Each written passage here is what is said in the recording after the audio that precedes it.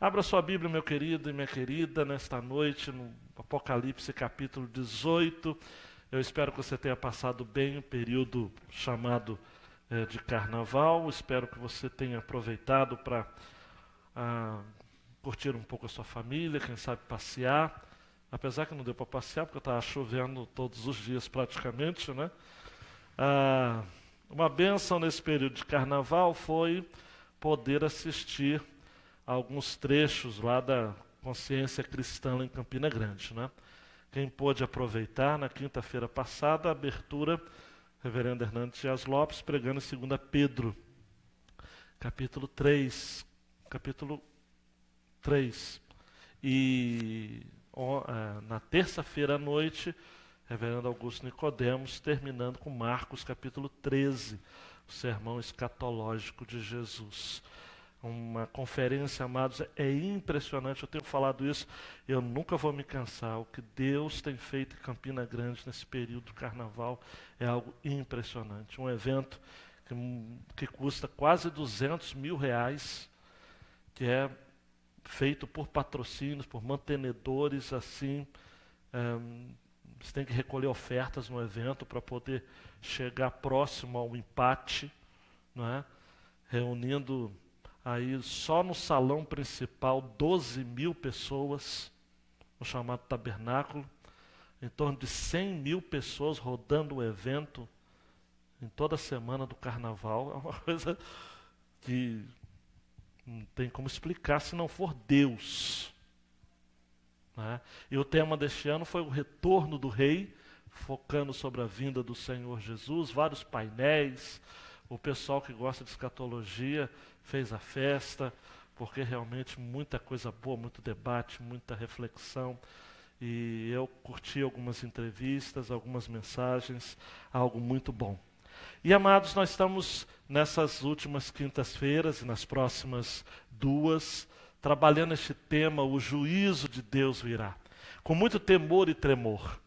Aprove a Deus que essa série fosse entrecortada pelo carnaval. E talvez você ouvindo essa mensagem, você vai ficar ainda mais consciente de que, pelas coisas que andam acontecendo por aí, o juízo de Deus está às portas mesmo, não é? Na quinta-feira passada, eu falei no capítulo 17 a respeito da queda da Babilônia e a visão que João tem da grande prostituta montada sobre a besta. É o aspecto da Babilônia, desse sistema do mundo, enquanto prostituição espiritual. Não é? É aquela relação, amados, prostituída da igreja com o Estado, da religião a serviço da política. Uma política que tenta roubar a mente das pessoas, não é? Então essa ideia da prostituta que está sentada sobre muitas águas, e o próprio texto explica que as águas representam as nações da terra, e os reis da terra se prostituem com ela, se embriagam com o vinho da prostituição, sempre relacionado, amados, imoralidade sexual, com prostituição espiritual, e a ideia de um sistema que escarnece contra Deus. Por isso a questão da besta vermelha, cheia de nomes de blasfêmia, um poder realmente pleno, um poder que faz a cabeça das pessoas. Por isso a ideia de 7 cabeças, não é? O número da perfeição. Isso é uma ideologia realmente convidativa, um sistema realmente que é não apenas um sistema sedutor, mas é um sistema eficaz, não é? Muitos são aqueles que são seduzidos por este sistema anti-Deus, mas o consolo nosso é de que é um poder limitado. Daí que vem a questão dos 10 chifres, né? Não são 100 chifres, um poder tempo médio, nem 1000 chifres, um tempo ilimitado, mas são 10 chifres, não é? Há um limite. Deus tem estabelecido um limite para isso tudo. Então essa grande Babilônia, mãe das prostituições, segundo o versículo 5 do capítulo 17, e das abominações da terra, ela está sentada sobre a besta, esse sistema político que se imiscui, não é? Que se mistura. Versículo 7 diz: eu te direi o mistério da mulher e da besta. Isto é, não são os mistérios, é o mistério, é tudo a mesma coisa, não é? Mas essa besta, esse poder é o que era e o que já não é, segundo o versículo 8. E vai começar assim, vai terminar assim. A besta era e já não é. Bem diferente daquilo que a gente vai encontrar em Apocalipse 4, falando daquele que é santo, aquele que é, que era e que há de vir. Há uma oposição aqui, um contraste entre essa besta, que é o anticristo, ou o falso profeta, para ser preciso aqui, com o próprio Jesus, que é o Cordeiro de Deus, o leão da tribo de Judá, a resplandecente estrela da manhã. Mas o texto termina, e na quinta-feira passada nós terminamos, dizendo que Deus vai colocar no coração deles uma intriga, não é? Então vai haver ali uma turbulência envolvendo a besta, envolvendo a grande Babilônia. Então, o versículo 16 vai apresentar que os 10 chifres e a besta que viste odiarão a prostituta, eles a deixarão desolada e nua, e comerão a sua carne, a queimarão no fogo. A ideia de que esse sistema do mundo, amados, ele vai se autodestruir. Tá? O mundo, ele será destruído por si mesmo. Né? Os valores do mundo são valores autodestrutivos. Né? O reverendo Augusto estava falando sobre isso. Né? Não vai ser a terceira guerra mundial que vai precipitar o fim. O fim será precipitado quando o Senhor der a sua palavra. Vai acontecer quando Ele quer. Né? Quando Ele assim determinar. No capítulo 18 nós encontramos novamente a questão da Babilônia, só que me parece que agora muda um pouco o tom, a ideia deixa de ser uma questão de uma prostituição espiritual. Nós vamos falar um pouco sobre a questão do sistema, da ideologia. E com muito temor e tremor. É um tema realmente muito interessante, muito denso. Eu não quero de maneira alguma ser leviano, quero ser franco, quero ser direto, mas para dizer de que há algo na política global que vai estar se levantando ao longo aí desses anos, desses últimos tempos que começaram desde a ressurreição de Jesus e vai até a sua segunda vinda, e vai chegar um tempo em que o próprio Senhor vai estar determinando este fim, e Ele vai estar fazendo isso através de uma grande celebração, onde a Babilônia será posta por terra. Mas há uma advertência aos crentes. A advertência é de que os crentes precisam sair da influência da Babilônia. E a grande ideia, deixa eu só inverter, colocando a grande ideia antes de ler o texto, é essa aí: estamos no mundo, mas não somos do mundo. Estamos na Babilônia, mas não somos da Babilônia. Por isso, nosso testemunho é no mundo. Nós estamos ainda na Babilônia, mas o nosso destino é o céu, é a nova Jerusalém. O pastor Léo começou o culto com essa perspectiva também. Nós estamos aqui, mas enquanto estamos aqui, vamos fazer diferença. Então, essa é a temática que eu quero apresentar para vocês. O que a gente deve fazer enquanto a gente vive nesse mundo que está indo de mal a pior, e a tendência é essa mesmo. Mas qual o tipo de influência, de presença que a gente precisa ter nesse mundo, né? Qual presença? Eu quero pensar nessa presença em termos de testemunho de uma forma mais ampla do que você imagina. Né? Porque talvez você imagina como presença apenas uma igreja. Não. É a sua presença na sociedade, nas artes, na cultura, na música, na educação, na política também. E eu sei que isso tudo é muito difícil, mas Qual tipo de influência a gente pode ter de resistência, não é? Ou aquilo que o autor Herbert Schumer, que eu vou estar citando algumas vezes, vai dizer, essa contracriação, que é um conceito que eu estou lutando com ele, contracriação, né? É uma resistência corajosa em relação ao sistema, porque é muito fácil você cruzar os braços e dizer o seguinte, não, acaba logo o mundo, né? Jesus volta logo, mas a gente ainda está aqui. Você vai sair daqui, você vai para casa, você vai trabalhar, você vai lidar com tensões, né?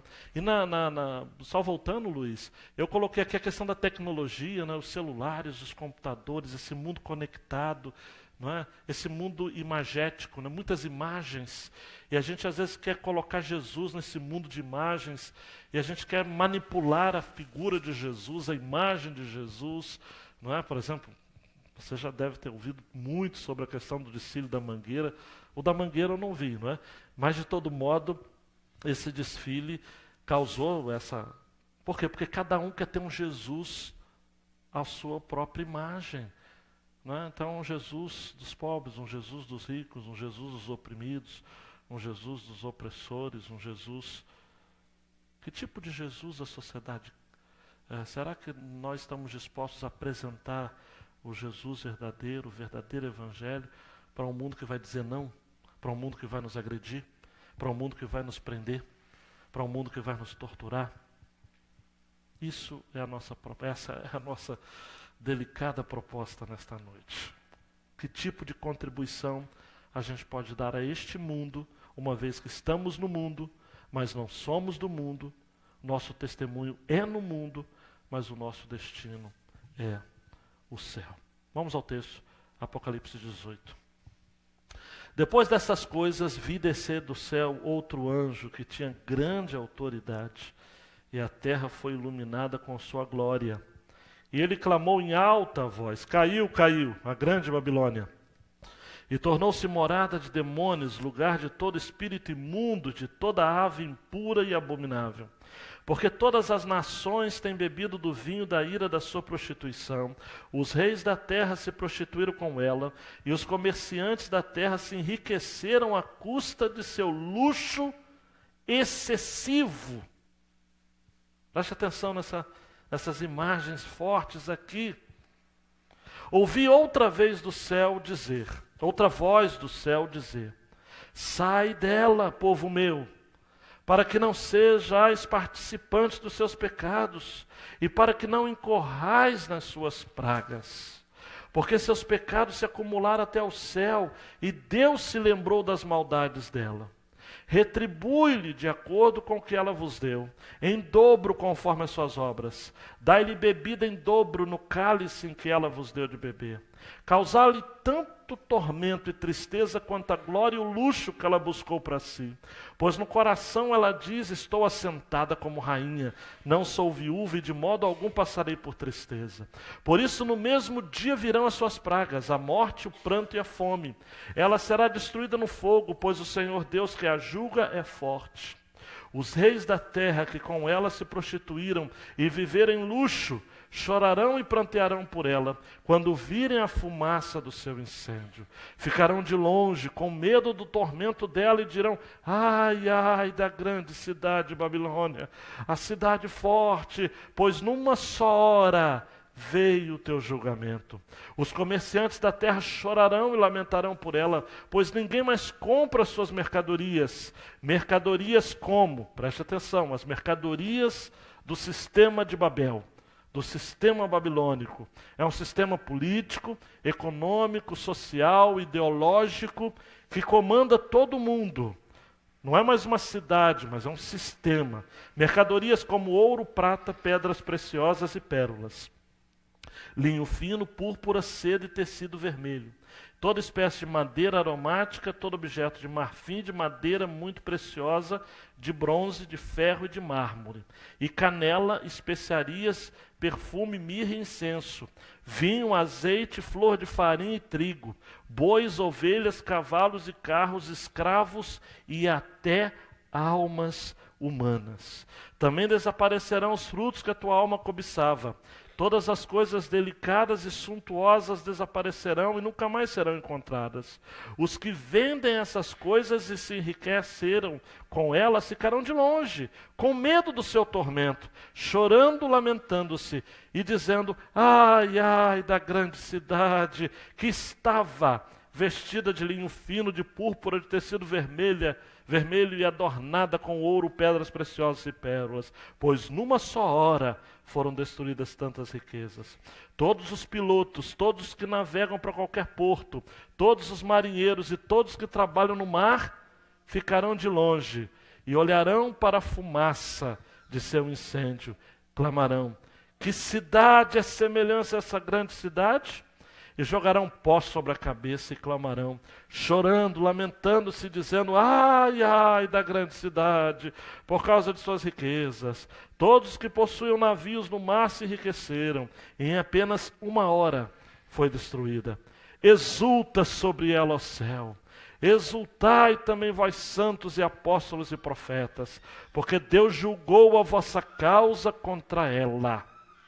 Um forte anjo levantou uma pedra do tamanho de uma grande pedra de moinho e jogou-a no mar, dizendo: a grande cidade da Babilônia será jogada com a mesma força e nunca mais será achada. Em ti não se ouvirá mais o som de arpistas, de músicos, de flautistas e de trombeteiros, e nenhum artífice de arte alguma se encontrará mais em ti. E em ti não se ouvirá mais o ruído de moinho, a luz da candeia não mais brilhará em ti, e a voz do noivo e da noiva não se ouvirá mais em ti, pois teus comerciantes eram os nobres da terra, e todas as nações foram enganadas pelas tuas feitiçarias. Nela foi encontrado o sangue dos profetas, dos santos e de todos os que foram mortos na terra. Amados e amadas, nós estamos diante de um cântico fúnebre, um cântico de celebração em relação à queda da Babilônia. Esse sistema do mundo, mais especificamente em seus aspectos econômicos e políticos. Essa Babilônia de maneira alguma diz respeito àquela Babilônia sobre o Eufrates, aquela Babilônia histórica. Esta Babilônia, em primeira análise, é Roma, em todo o seu sistema de maldade, de vilania, de perseguição sobre os cristãos. Aquela que havia uma igreja fiel entre ela, como está em 1 Pedro 5,13, em que o apóstolo saúda, aquela que se encontra em Babilônia também eleita. Uma igreja presente, uma igreja que recebe então este livro num desejo de que permanecesse firme, porque aquele estado de coisas iria encontrar um fim. Babilônia cairia. Babilônia estaria entregando os pontos, não por algo de dentro para fora, mas de fora para dentro. Deus estaria intervindo. Esse texto, obviamente, trouxe grande esperança aos cristãos do primeiro século, mas atravessou séculos para nos trazer ainda este entendimento. Como aconteceu com a Babilônia de Eufrates, do rio Eufrates, como aconteceu com a Babilônia, que era Roma, a Babilônia, enquanto sistema perverso, inimigo de Deus, também chegará ao fim. Por isso a estrutura desse texto é simples. Versos de 1 a 3, há um anúncio angelical de que essa grande Babilônia iria cair. Repare comigo que no versículo 1 diz que é um anjo que tinha grande autoridade. Não se tratava realmente de qualquer anjo, é um anúncio realmente, um anjo portentoso anunciando o fim da Babilônia. Versos 4 a 19, há um apelo para que os crentes saiam do raio de influência da Babilônia. Uma tensão, amados, que vai existir ao longo da história do cristianismo e que nós vamos ter de lidar até o Senhor nos chamar. Que é justamente o fato de ainda estarmos na Babilônia, de estarmos aqui como exilados, mas não como moradores permanentes. E tudo termina, então, de uma maneira muito interessante com o cântico dos justos do céu. Enquanto Babilônia não terá mais música, não terá mais arpista, flautista, não terá mais som algum, não terá arte, não terá criação de cultura, não terá vida, não terá alegria, nos céus os justos vão celebrar o fim da era da Babilônia, o fim do sistema de Babel. Eu tenho dito e resgatado o sentido radical da palavra Babilônia, que vem de confusão. Mas mais do que confusão, a palavra Babel significa portão de entrada ao céu. Então é uma tentativa humana de chegar até o céu. Sistema de Babilônia. Primeiro ponto, então, o anjo glorioso anuncia aquilo que todos já sabiam. A grande Babilônia caiu. Essa Babilônia, amados, bem mais expressiva do que a Babilônia dos tempos de Babel, de Nabucodonosor e dos Césares. Essa Babilônia que é muito mais do que a Roma dos papas e de todos os impérios do mundo que se levantam contra Deus. Essa Babilônia que não é apenas a Babilônia escatológica dos últimos dias, mas é a Babilônia enquanto sistema atemporal, o centro de sedução. Caiu a grande Babilônia. Versículo 2, o anjo clama em alta voz. Os tempos, amados, no verbo, no original, caiu, representa uma ação completada e uma ação infligida. Não é uma queda natural, uma queda provocada. A queda da Babilônia seria irrevogável, súbita, violenta. Mais tarde, o anjo vai estar dizendo que é como se alguém agarrasse uma enorme pedra e a lançasse ao mar. Versículo 21, né? Então o anjo forte levantou uma pedra como grande pedra de moinho, arrojou-a para dentro do mar, dizendo: assim com ímpeto será arrojada a Babilônia, a grande cidade, e preste atenção, e nunca, jamais será achada. Amados, algo que consola o nosso coração é saber que Deus um dia dirá: basta, chega de Babilônia. E a Babilônia, então, ao contrário da Nova Jerusalém, que vai ser uma morada do Altíssimo, Deus vai descer a Nova Jerusalém dos céus. A Babilônia vai ser tornada morada de demônios, lugar de todo espírito imundo, versículo 2, de toda ave impura e abominável. Tanto as nações, quanto os reis da terra, quanto os comerciantes da terra, que beberam do vinho da sua prostituição, que se prostituíram com ela, que se enriqueceram à custa do seu luxo excessivo, também estarão em queda. Amados e amadas, quem faz a vontade deste mundo, quem segue os ditames de Satanás, vai desaparecer um dia como a grande Babilônia. E em termos positivos, para não falar apenas de uma realidade negativa, nós, os crentes em Cristo Jesus, precisamos assumir mais do que nunca aquele desafio de 1 João, capítulo 2, versos 15 a 17. Não ameis o mundo, nem o que no mundo há.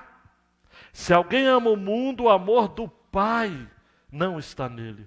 Porque tudo que há no mundo, a concupiscência da carne, a concupiscência dos olhos, a soberba da vida, não é do Pai, mas do mundo. E aí nós encontramos essa verdade, amados, precisamos cravar em nossa mente, em nosso coração. O mundo passa, e a sua concupiscência, mas aquele que faz a vontade de Deus permanece para sempre. É preciso que você assuma uma posição. É preciso que hoje, nesta noite, você receba esta palavra como uma advertência. O autor bíblico, amados, vê a destruição da cidade da besta, a fonte, a origem de todo poder iníquo, carnal, que tem invadido o mundo, que tem perseguido cristãos, que tem matado homens e mulheres de Deus. Mas Esse sistema que está sobre os reis da terra, segundo Apocalipse capítulo 17, versículo 18, a mulher que viste a grande cidade que reina sobre os reis da terra terá fim. Caiu a grande Babilônia. Tudo vai se transformar em morada de demônios. Jeremias e Isaías já está falando sobre a antiga Babilônia. E vai sempre se referir à antiga Babilônia como sendo terra de lobos, abutres e de outros animais carniceiros. Aproveitando então essa tradição profética, João vai dizer, olha, a Jerusalém enquanto sistema também será a habitação de demônios. Você vai encontrar em Isaías capítulo 13, versos 19 a 22, falando sobre a Babilônia, aquela do rio Eufrates, o ornamento dos reinos, a glória e a soberba dos caldeus será como Sodoma e Gomorra quando Deus as transtornou. Nunca mais será habitada, nem nela morará alguém de geração em geração, nem o árabe armará ali sua tenda, nem tampouco os pastores ali farão deitar os seus rebanhos. Isaías 21, 9, vai ter essa expressão aqui que João vai resgatar. E eis agora veio um carro com homens e um par de cavaleiros. Então respondeu e disse, caída é Babilônia, caída é, e todas as imagens de escultura dos seus deuses quebraram-se no chão. Jeremias 50, 39, por isso habitarão nela as feras do deserto, como os animais selvagens das ilhas. Também habitarão nela as avestruzes, e nunca mais será povoada, nem será habitada de geração em geração. Amados, isso daqui tem se cumprido literalmente. A Babilônia até hoje é um lugar deserto, solitário. Certa feita eu li de que Saddam Hussein, que tinha uma obsessão pela glória da Babilônia antiga, teria solicitado um grupo de arqueólogos para tentar resgatar as imagens dos castelos, e sobretudo o castelo principal de Nabucodonosor. E ele teria pedido para que fosse construído algo igual. E o foi. Mas depois de algum tempo, você acompanha a história recente, sabe o que aconteceu com Saddam Hussein e toda a sua glória. Profecia bíblica, amados, que se cumpre literalmente. Babilônia, Jeremias 51, 37. Babilônia se tornará em montões, morada de chacais, espanto e assobio, sem que haja quem nela habite. Jamais será levantado o império aonde havia sido o império da Babilônia, junto ao rio Eufrates, onde hoje é o Iraque. Jamais. Mesmo Roma, enquanto poderio babilônico, à luz do entendimento da época, para os destinatários iniciais do livro de Apocalipse, Roma também foi sucumbida. Você conhece a história, senão você precisa revisitar a história para ver como que Roma ela foi erupizada, né? Roma foi tomada aos poucos, né? Foi permitido concessões nas suas fronteiras, os povos chamados bárbaros entrando, influenciando cultura, influenciando economia, influenciando militares, formando novas culturas, e Babilônia e Roma caiu. O fim do Império Romano, eclipsado de dentro para fora, né? Sendo invadido sucessiva e progressivamente. Amados e amadas, não adianta. Aqueles que se levantam contra Deus vão cair. Os sistemas do mundo que se levantam para tentar fazer frente ao povo de Deus vão cair. Todos eles. Absolutamente. A mensagem central, amados, deste livro é justamente isso. Não adianta. Todos aqueles que se beneficiam com um sistema que é anti-Deus, um dia prestarão contas diante de Deus e cairão. Cabe então, aí vem o segundo ponto, ao povo de Deus sair dessa influência do espírito babilônico. E esse apelo então é para os nossos dias. O que fazer então? O versículo 4 diz: ouvi outra voz do céu dizer: sai dela, povo meu, para que não sejais participantes dos seus pecados e para que não incorrais nas suas pragas, porque seus pecados se acumularam até o céu e Deus se lembrou das maldades dela. Amados e amadas, parece um contrassenso, mas hoje esta mensagem se torna necessária. Babilônia tem feito a cabeça de muitos daqueles que são do povo de Deus. Eu não vou ficar entrando em detalhes acerca daquilo que tem acontecido ou de influências perniciosas do mundo na igreja.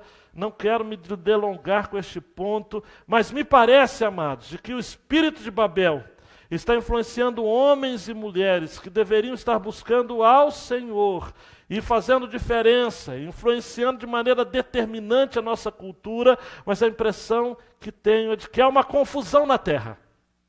Há uma confusão na terra. Há uma confusão no povo de Deus. Há pessoas se sentindo confortáveis demais neste mundo. Esse espírito de alta exaltação, de vida licenciosa, de orgulho de querer subir ao céu, que é o orgulho de Babel, tem feito a cabeça de muitos homens e muitas mulheres, entre aspas, de Deus. Há igrejas que estão por demais, amados e amadas, fechadas, aprisionadas, comprometidas com um discurso terreno. Pregações que querem trazer o bem para esta vida. Que ao invés de fazer com que aquilo que aconteça nos céus repercuta na terra, insistem no entendimento ou numa pressão para que os interesses da terra sejam feitos no céu. Sai da Babilônia, igreja. Nós não temos que participar dos pecados deste mundo. Nós não temos de ser enganados por suas tentações e seduções. Eu fiquei pensando hoje pela manhã das vezes em que o Senhor manda parte do seu povo sair de um determinado lugar. Foi assim com Abraão. Sai da tua terra, do meio da tua parentela, para a terra que eu te mostrarei. Foi assim com Ló. Então saiu Ló e falou aos seus genros, aos que haviam de tomar as suas filhas, e disse: levantai-vos, saí deste lugar, porque o Senhor há de destruir a cidade. Nós temos de sair desta influência babilônica, versículo 4, para que não sejais participantes dos seus pecados. A ideia aqui é que para que não sejamos cúmplices, para que não sejamos parceiros, para que não estejamos unidos em comunhão. Nós precisamos ser sábios, amados e amadas, e este é o princípio que eu quero destacar para vocês. Existem questões que nós precisamos buscar estar juntos, em parceria, e existem questões que nós precisamos romper, estarmos longes, porque são comunhões, trata-se de comunhão perversa. Exemplo, Paulo aos Filipenses, no capítulo 4, 12 e 14, fala de uma parceria santa. Sei estar abatido, sei também ter abundância. Em toda maneira, em todas as coisas estou instruído, tanto a ter fartura como a ter fome, tanto a ter abundância como a padecer necessidade. Posso todas as coisas em Cristo que me fortalece. Aí que vem. Todavia fizeste bem tomar parte na minha aflição. Então, nesse tipo de parceria, de comunhão, estamos juntos. A parceria de vivermos na escassez, na fartura, nas situações favoráveis e desfavoráveis, desde que estejamos realmente sustentados e satisfeitos no Senhor. Satisfeitos no Senhor. Mas o mesmo Paulo vai dizer aos Efésios, no capítulo 5, versos 8 a 13, porque noutro tempo erais trevas, mas agora sois luz no Senhor. andai como filhos da luz. Porque o fruto do Espírito está em toda bondade, justiça e verdade, aprovando o que é agradável ao Senhor. E não comuniqueis com as obras infrutuosas das trevas, mas antes condenai-as. Porque o que eles fazem oculto, até dizê-lo é torpe. Mas todas essas coisas se manifestam, sendo condenadas pela luz. Porque a luz tudo manifesta. Comunhão perversa, alianças perigosas, alianças com Babel. Não vos comuniqueis com as obras infrutuosas das trevas, mas antes condenai-as. Olhe para mim, amados, não se trata apenas de não participar daquilo que o mundo oferece, mas é de condenar. Só abrir um parênteses, hoje nós estamos vivendo um tempo que as pessoas falam assim, ó, elas se manifestam contra algumas práticas relacionadas a obras das trevas, mas ao mesmo tempo, amados, há uma comichão, há uma inquietação satânica por um espírito de tolerância que faz com que as pessoas falem o seguinte: não que eu seja contra. A pessoa fala daquilo que é errado, mas diz, não que eu seja contra. Como não que eu seja contra? Você é contra? Então se manifeste. Você precisa ter opinião. Nós temos que parar com essa tolerância nociva no meio da igreja. Crentes que condenam o homossexualismo, mas depois falam o seguinte: não que eu seja contra. Condenam o divórcio, mas depois diz: não que eu seja contra. Por que não? Você é contra? Seja contra.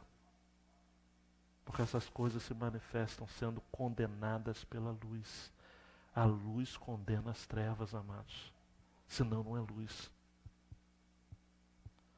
Se a sua luz não brilhar em meio às trevas, seu testemunho é ineficaz.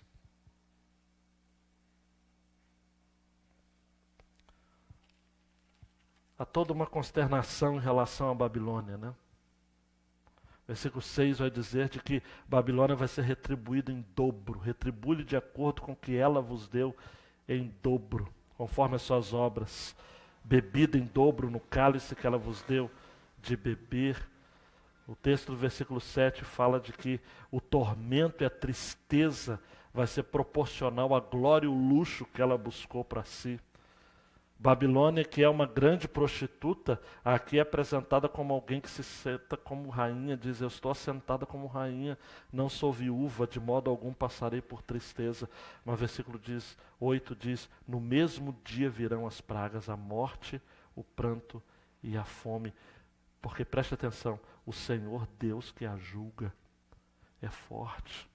Deus não vai, amados, fazer com que Babilônia se locubrete no seu próprio prazer e com uma imagem distorcida de si mesma. Não, não, não.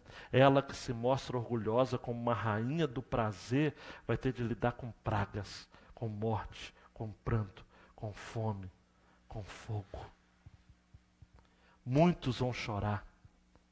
Versículo 9, os reis da terra, que com ela se prostituíram, viveram em luxo, chorarão e prantearão. O verbo aqui para chorar é lamento em alta voz. Não é um choro silencioso, obsequioso, não. É chorar realmente, de prantear por ela. Ficarão de longe, com medo do tormento. Aí é o primeiro ai, né? Ai, ai da grande cidade babilônica. Babilônia, um canto fúnebre, cidade forte, numa só hora, repita comigo, numa só hora. Numa só hora, Deus intervém ali e diz: olha, chega Babilônia, chega, chega, chega. Essa é a ideia, versículo 9, agora os reis da terra, também com medo do tormento, vão dizer: ai, Ai da grande cidade babilônica. Versículo 11. Os comerciantes da terra chorarão e lamentarão por ela, pois ninguém mais compra as suas mercadorias. E aqui, amados, essa questão das mercadorias, dá para a gente fazer só vamos destrinchar rapidamente. São 30 artigos de luxo, divididos em grupos de 4. Né? São 4 artigos de joias, versículos 11 e 12, ouro, prata, pedras preciosas e pérolas. 4 tecidos de luxo, linho finíssimo, púrpura, seda, escarlata. São 4 artigos para ornamentação, toda espécie de madeira odorífica, objetos de marfim, qualidade móvel de madeira preciosíssima, de bronze, de ferro, de mármore. 4 artigos cosméticos, no versículo 13, canela de cheiro, incenso, unguento e bálsamo.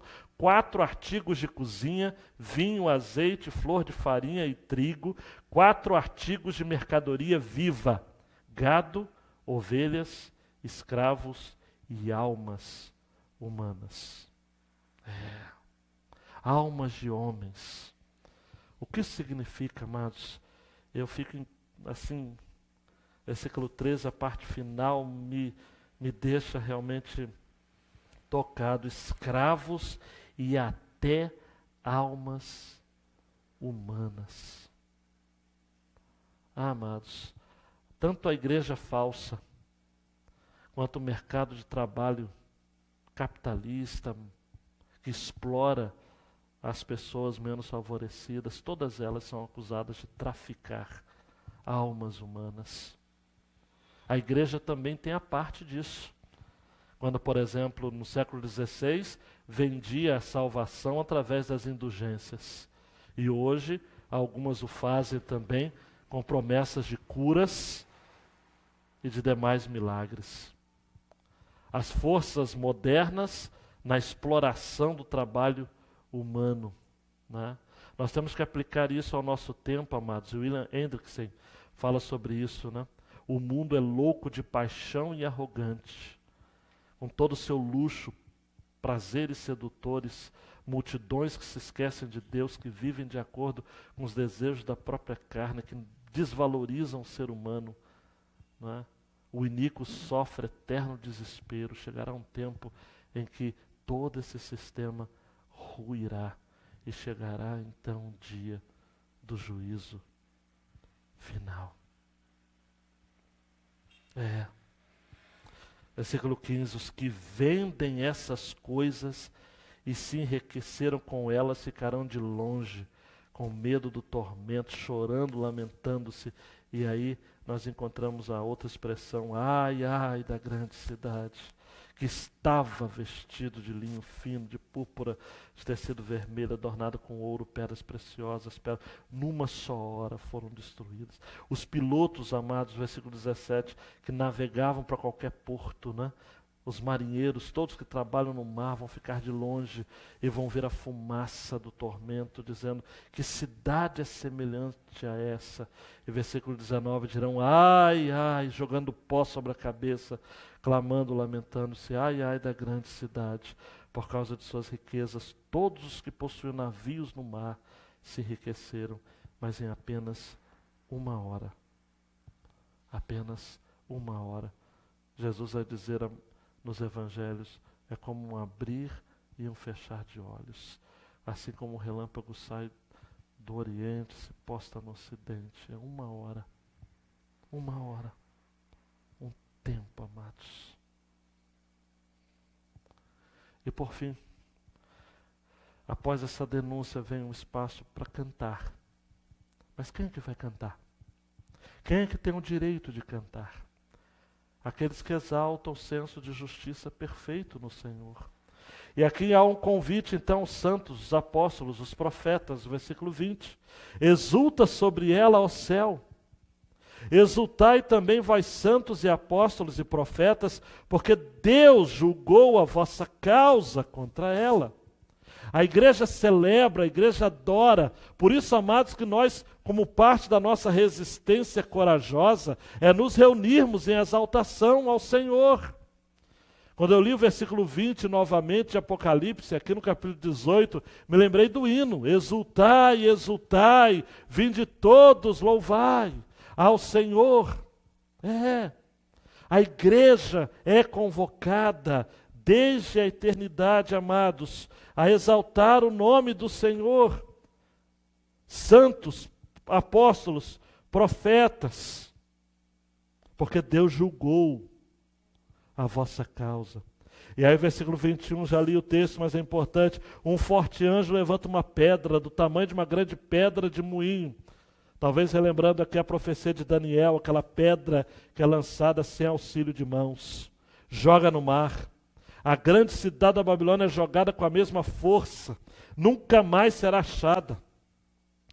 E aí, amados, a Babilônia que se orgulhava de tanta riqueza, que se orgulhava da música, que se orgulhava da cultura, que se orgulhava da arte, agora em ti não se ouvirá mais o som de arpistas, de músicos, de flautistas, de trompeteiros, nenhum artífice de arte alguma se encontrará mais em ti não se ouvirá mais o ruído de moinho.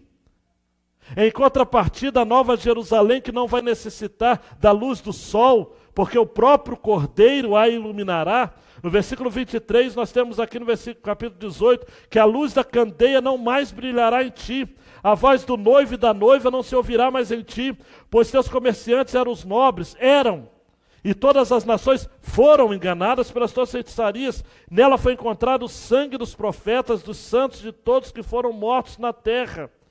Aqueles que foram mortos, amados, a igreja perseguida, a igreja massacrada, os irmãos crentes em Cristo Jesus, que vão sobreviver então à grande tribulação, estes celebrarão. Amados, todo o vício deste mundo, a moda, as doenças, a ignorância, que produzem um lucrativo mercado internacional, a sociedade, amados, os governos que ganham através das armas, do comércio de armas, na produção de grandes doenças, na fabricação de doenças para depois se fabricar os antídotos, para se ganhar mais dinheiro ainda. Isso é duro. Mas a queda da Babilônia arruinará de uma hora para outra todo esse sistema. Na Babilônia não vai haver música, artes plásticas, lucro financeiro, nada. A Babilônia jamais reconhecerá de que fora destruído por conta da ação do Senhor. Mas foi o Senhor quem fez. Nós temos aqui, amados, um eco daquilo que o profeta Jeremias profetizou no capítulo 50, versículo 29. Convocai contra a Babilônia os flecheiros e todos os que armam arcos, acampai-vos contra ela em redor, ninguém escape dela, pagai-lhe conforme a sua obra, conforme tudo que fez, fazei-lhe, porque se ouve arrogantemente contra o Senhor, contra o Santo de Israel. A Babilônia, amados e amadas, que se embriagou com o sangue dos santos, que perseguiu a igreja, agora vai estar completamente desamparada. A justiça de Deus vai ser finalmente vindicada. A Babilônia cai. E a igreja de Cristo canta.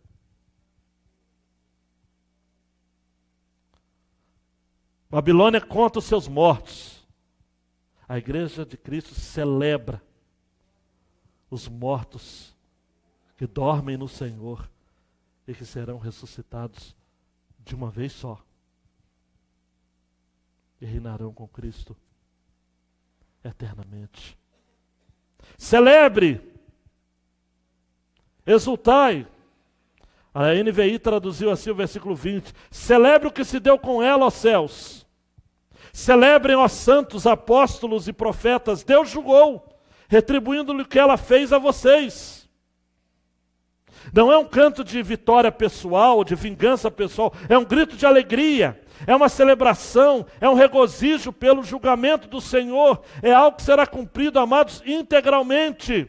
Este mundo arrogante, sedento de prazer, vai perecer um dia. Seus prazeres sedutores, sua cultura, sua filosofia anticristã, suas multidões que têm abandonado a Deus, que têm vivido segundo os desejos da carne, vão sofrer os ímpios penalidade eterna. Assim Deus disse, assim Deus fará. Isso. Esse é o ponto. Mas o que faremos nós, amados? O que faremos nós? Quais são as aplicações desta verdade, amados, que nós vemos como que lá na frente? Embora na perspectiva de Deus já aconteceu. Mas nós estamos presos ainda ao tempo. Estamos presos ainda à história. Estamos presos ainda a este sistema de mundo. Como viveremos? E aí? Como viveremos?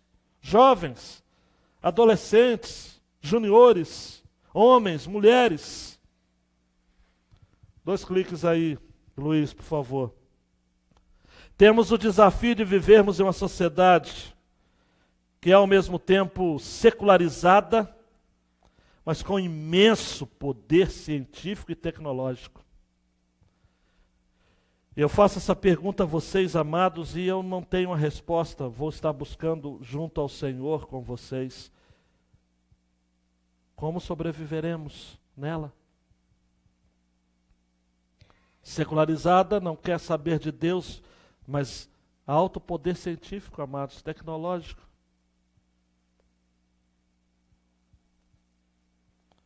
Versículos 11 a 14 nos falam nesse texto de que vai desaparecer toda a cultura de Babel. Dentre esses produtos aqui que eu alistei, nós vemos representantes do reino mineral, vegetal, animal e humano. O homem, através da sua cultura humanista, tem colocado a cultura no caminho da desgraça. Até o bem que o homem faz leva à morte. O homem é incapaz de fazer qualquer bem através dos seus próprios braços. Amados, tudo que o homem faz vai ter como fim a destruição e a morte. A cultura de Babel é uma cultura de morte. Não celebrem a ciência. Não celebrem a tecnologia. Porque ela é anti-Deus. Ela vai precisar um dia ser redimida. Naquilo que, aí sim é o conceito que eu ainda estou trabalhando com ele, de contra-criação. Eu não sei, amados, está uma discussão muito grande sobre a questão, por exemplo, da educação. Só abrir um parênteses aqui. Os nossos filhos estudam em escolas, na maior parte seculares, que reproduzem uma cultura do mundo. Muitos têm defendido a questão da escola confessional, e eu tenho interesse em conhecer um pouco mais disso. No Brasil, a nossa Constituição dá direito a 4 caminhos para a escola. Escola pública, escola particular, escola comunitária ou escola confessional. A chamada escola cristã é algo que está bem registrada e amparada por lei. A educação em casa, chamada homeschool ou educação domiciliar, no Brasil ainda não. A pergunta é: como nós vamos preparar os nossos filhos? Se nós também retardarmos o contato dos nossos filhos com o mundo, isso vai ser bom? Há discussões aí. Os nossos jovens estão se perdendo nas universidades. Muitos estão se tornando ateus. A pergunta é: a igreja errou, os pais erraram, todos nós erramos. Qual a saída? São perguntas, amados e amadas, que não são de fácil elucidação. Eu tenho me deparado com isso. Mas eu sei que há alguma postura que nós precisamos tomar. Quer ver a nossa outra aplicação aqui? Nós vivemos em uma cultura de Babel onde há uma combinação fatal de pecado, apostasia e idolatria. Eu cunhei esse termo, na verdade eu copiei de um jovem que escreveu um artigo essa semana chamado Tiago no site Voltemos ao Evangelho. Idolatria. Achei o máximo. O homem tem buscado ser o centro de tudo. Isso definitivamente não terminará bem. Aí eu faço uma combinação de textos de Paulo aos Romanos e de aos Tessalonicenses, e eu fico pensando, meu Deus, e aí? O mundo é assim. Romanos 1, 22 a 25. Dizendo-se sábios, tornaram-se loucos. Mudaram a glória do Deus incorruptível em semelhança da imagem de homem corruptível, de aves, de quadrúpedes, de répteis. Por isso também Deus os entregou às concupiscências de seus corações, veja o carnaval, a imundícia para desonrarem seus corpos entre si. Veja a questão da prostituição, do homossexualismo, de uma vida sexual desenfreada, pois mudaram a verdade de Deus em mentira, a questão da idolatria, honraram e serviram mais a criatura do que ao Criador, que é bendito eternamente. E aí? Junto disso, Paulo vai dizer a 2 Tessalonicenses 2, 9 a 12, a esse cuja vinda, falando a respeito do anticristo, que João vai estar dizendo que muitos já vieram e temos os nossos aqui, mas haverá de vir no futuro, a esse cuja vinda, o homem da iniquidade, é segundo a eficácia de Satanás, com todo poder e sinais e prodígios de mentira, com todo o engano da injustiça para os que perecem, porque não receberam o amor da verdade para se salvarem. Eles são malignos, amados. Eles são enganados pela justiça, não porque são inocentes. Não há inocentes no mundo, amados. Existem homens e mulheres que não receberam o amor da verdade para se salvar. E por isso Deus lhes enviará a operação do erro para que creiam na mentira, para que sejam julgados todos que não creram a verdade, antes tiveram prazer na iniquidade. Aquilo que Jesus falou é verdade, amados, mais do que nunca. Nós somos enviados a este mundo como cordeiros no meio de lobos. E como se comporta um cordeiro no meio de lobo? A sobrevivência, amados, é nula. Ah, pastor, o senhor está sendo pessimista demais. Mas a realidade é essa, amados. De todo modo, a nossa participação nessa cultura, repito, é uma participação de resistência. Talvez sim, nós devemos preparar os nossos filhos, se não educá-los em nossas casas. Eu creio no projeto das escolas cristãs, quem sabe, pelo menos no ensino dito educação infantil. Não podemos ficar criando os nossos filhos o tempo todo aqui, absolutamente. Mauro Messa tem uma pesquisa interessante sobre as famílias americanas que praticam a educação domiciliar. Quando elas chegam, as crianças chegam até a idade de cursar a universidade, o índice de aproveitamento deles, sobretudo em relação a lidar com os colegas e a se comportar diante das questões da vida, são inferiores àqueles que participam de uma educação formal. Então, o homeschool, a educação familiar, tem os seus problemas. Nós precisamos, repito, fazer algo. Mas, ao mesmo tempo, nós precisamos entender o seguinte: existem 3 forças que agem na transformação da cultura. Existe a família, é a primeira, é a principal. A família é a única instituição criada por Deus de origem, de fonte. Nós temos a escola, nós temos a igreja, tem sua parcela de cooperação. Precisamos unir forças, então. Então, para de achar, você que é professora, você que é professor, que você não está fazendo diferença, ou que não tem nada o que fazer. Tem sim. Agora vem para nós. Ao invés de colocar versículos bíblicos na sua abordagem de aula, coloque o centro da sua aula na abordagem bíblica. Tem como fazer isso em escola pública? Possivelmente, ou claro que não. Em outros modelos de escola, talvez. Na igreja, nós precisamos fazer algumas coisas? Sim. Vamos pensar sobre isso, amados. Vamos estabelecer estratégias para isso. Aí que entra a parte C, o Luiz. O Luiz vai gostar disso daqui, porque, mais uma vez, cito o Egbert Schuurman.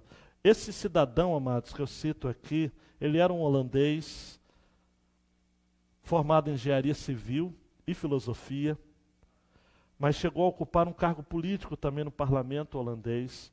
E ele deixou alguns escritos, algumas palestras na área de convivência, da ciência, da fé, da tecnologia, de uma proposta de um evangelho. E ele vai dizer o seguinte: nós temos de viver em uma postura de resistência diante do fenômeno da contracriação. E Egbert Schuurman alerta: como contracriação, Babel carrega as sementes da própria destruição e afetará seu próprio julgamento e morte. Então, me perdoe a minha leitura simples desse autor renomado holandês, mas me parece que a ideia da contracriação é o seguinte: é deixar Babel seguir o seu próprio caminho e fazer o nosso trabalho de confronto e de resistência, fazendo aquilo que o apóstolo Paulo sugeriu em Efésios 6, 12 e 13. Porque não temos que lutar contra a carne e o sangue. Pare de ficar lutando contra as pessoas. Pare de ficar fazendo protesto contra as pessoas, mas sim contra os principados, amados, contra as potestades, contra os príncipes das trevas desse século, contra as hostes espirituais da maldade nos lugares celestiais. Portanto, tomai toda a armadura de Deus para que possais resistir no dia mau e, havendo feito tudo, ficar firmes. É uma batalha espiritual quando se trata de guerrear lá em cima com anjos e demônios, à luz, amados, dessas fanfarrices neopentecostais que têm surgido, não. Mas é guerrear com valores cristãos. E a nossa luta realmente só poderá ser vencida se tivermos a armadura de Deus. Daí essa outra aplicação é muito importante, Luiz. Temos de viver o reino de Deus como a meta final de nossa história e dos nossos esforços culturais. Nesse ponto deve estar nossa influência nas artes, no pensamento em geral, sem descartar o envolvimento político com valores cristãos. A Babilônia vai se tornar Jerusalém, amados, com uma atuação incisiva do Senhor, mas enquanto esse dia não chega, nós temos que injetar valores de Jerusalém na Babilônia, fazer como Daniel, ele era de Jerusalém, estava na Babilônia. Por isso ele disse: não vou me contaminar com as iguarias do rei, porque a Babilônia, eu estou na Babilônia, mas a Babilônia não está em mim. Essa é a participação neste mundo, amados, influenciando onde você está, no seu ambiente de trabalho, de militância, de leituras, até o envolvimento político, amados. Sei que é difícil, sou extremamente pessimista quanto a isso, mas eu preciso dizer que é possível influenciarmos positivamente, termos homens que pensam a cidadania com os valores do alto, sem ser escravos de um esquerdismo insano e de um direitismo imbecilizado. Difícil. Em resumo, Luiz, nossa postura deve ser de exilados e não moradores em definitivo dessa Babilônia. Exilados. E aí eu quero que você preste atenção, caminhando para o fim, naquilo que Jeremias vai dizer no capítulo 29. Assim diz o Senhor dos Exércitos, o Deus de Israel, a todos do cativeiro, eu e você, podemos trazer esse texto para nós hoje, que fiz transportar de Jerusalém para a Babilônia. Nascemos em Sião, voltaremos para Sião, mas estamos na Babilônia. E a palavra de Deus para você não é fazer aquilo que os anabatistas fizeram no século XVI, se isolando das suas comunidades e criando, então, todo um isolamento dos outros. Não. Olha o que Deus manda dizer para você: edificai casas e habitai-as. plantai jardins e comer o seu fruto. Vamos aproveitar das coisas dessa terra, do belo desta terra. Tomai mulheres, isto é, se casem, gerem filhos e filhas. Tomem mulheres para seus filhos. Dai vossas filhas a maridos, para que tenham filhos e filhas. Multiplicai-vos ali, não vos diminuais. Procurai a paz da cidade, para onde eu vos fiz transportar em cativeiro, e orai por ela ao Senhor. Porque na sua paz vós tereis paz. Essa ideia, amados, é uma obstinação santa. E é no mesmo texto, no versículo 11, que Jeremias vai dizer, falando do Senhor, né? Eu bem sei os pensamentos que tenho a vosso respeito, pensamentos de paz e não de mal, para vos dar o fim que esperais. Deus manda dizer para você, o seu fim ainda não chegou, então influencia. Influencia. Ah, pastor, meu raio de influência é curto. Não. Para terminar a tela final, mas eu quero terminar com testemunho, amados, aqui. Nós, os cristãos do Ocidente, nós temos essa visão assim muito nossa, né? Nós estamos no mundo, não somos do mundo, nosso testemunho é no mundo, nosso destino é no céu, mas a gente está vivendo abobalhadamente. A gente curte o carnaval, a gente pode não ir lá dançar, mas a gente aproveita aquele, do ambiente, de música, de cultura, e a gente vive no mundo como que... como se esse mundo fosse para a gente. Tem muitos crentes assim, amados. Nós vivemos um tempo assim. Se divorcia mais entre os crentes do que entre o mundo, se bobear. Os nossos filhos são os mais mal criados. Os nossos adolescentes são os piores alunos das escolas. São os mais rebeldes, os mais desobedientes, os mais medíocres. Alguma coisa está errada, amados. Me perdoe, não estou jogando a toalha não, mas alguma coisa está errada. E aí a gente aprende com a igreja perseguida. Eu li um artigo durante alguns anos atrás, de alguém que trabalha com portas abertas, e um dia um evangelista indiano se despediu desse irmão, lá em Bombaim, na Índia, e disse o seguinte, olha, eu quero mandar um recado para a igreja do Ocidente. Não os deixem tornar Deus seguro. E aquele irmão falou, mas por quê? Não, preste atenção. Esse evangelista indiano visitou muitas igrejas aqui no Ocidente e ele confidenciou o seguinte, elas tornaram um Deus terrivelmente justo em um seguro e bonachão, que é um Deus boa gente.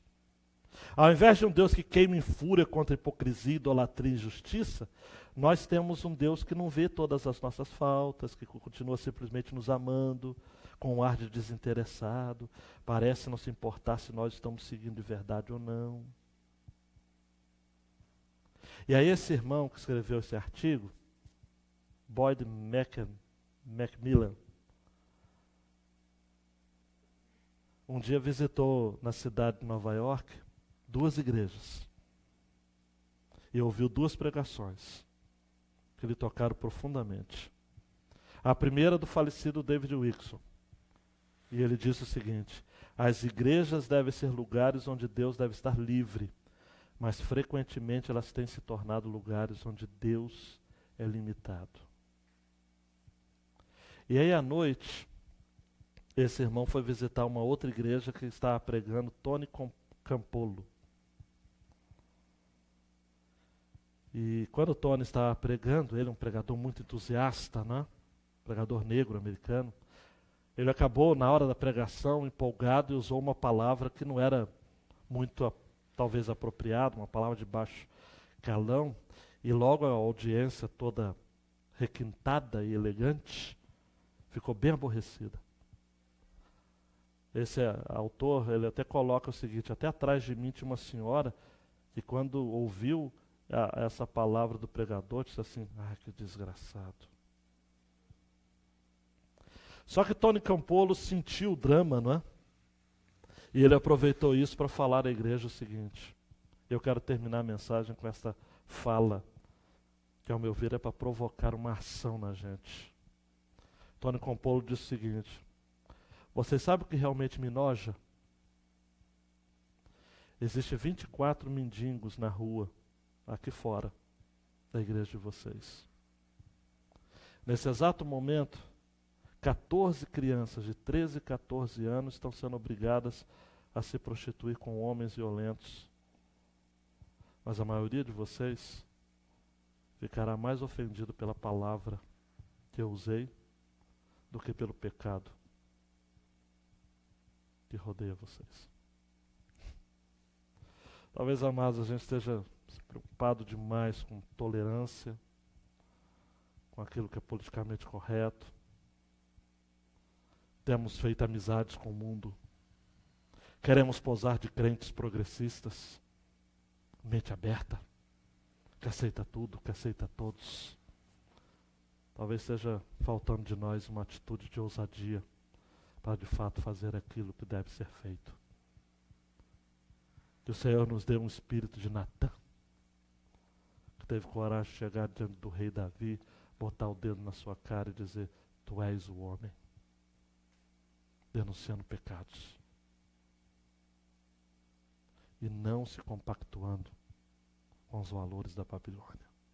Sai dela, povo meu. Sai dela, para que não sejais cúmplices. Para que não vos tornais cúmplices, participantes. Abaixa sua cabeça, vamos orar. Não dá para terminar de outra forma. É difícil mesmo. É delicado. Mas, gente, não dá, sabe? Não dá. Não dá para viver um cristianismo indolor. Não dá para viver um cristianismo que não nos acusa. Não dá para viver um cristianismo que não nos confronta. Não dá para viver uma fé que não nos tira o sono. É importante o consolo. Mas, amados, a igreja evangélica brasileira, a nossa igreja em especial, não vou falar dos outros, a nossa igreja precisa de uma santa incomodação. Aquilo que Deus tocou no coração do pastor Léo para compartilhar com a gente hoje no início do culto, isso daí precisa fazer a gente chorar mesmo. Nós não evangelizamos porque nós não amamos as pessoas. Nós não nos importamos com elas. Elas estão indo para o inferno e isso não é problema nosso. Pensamos que não. Só que, amado e amada, receba uma palavra muito forte, mas verdadeira. Quem não se indigna com a Babilônia, da Babilônia é. A capacidade de indignação é um dos sinais de que você de fato não é de Babilônia. Agora, se Babilônia não lhe indigna mais, se o seu casamento é errado, se o modo como você cria o seu filho é errado, se o modo como você se porta no trabalho, se o modo como você se porta em relação aos seus amigos, o fato de você beber, o fato de você ter uma vida de testemunho duplo, o fato de você, sabe, ser igual do mundo, não ter diferença absoluta nenhuma, se isso não lhe causa uma indignação, se isso não lhe incomoda, quer saber de uma coisa? Você é de Babilônia. Vai ser destruído junto com ela. Mas se você é de Deus, você vai assumir um projeto de contracriação, usando a expressão do Egbert Turma.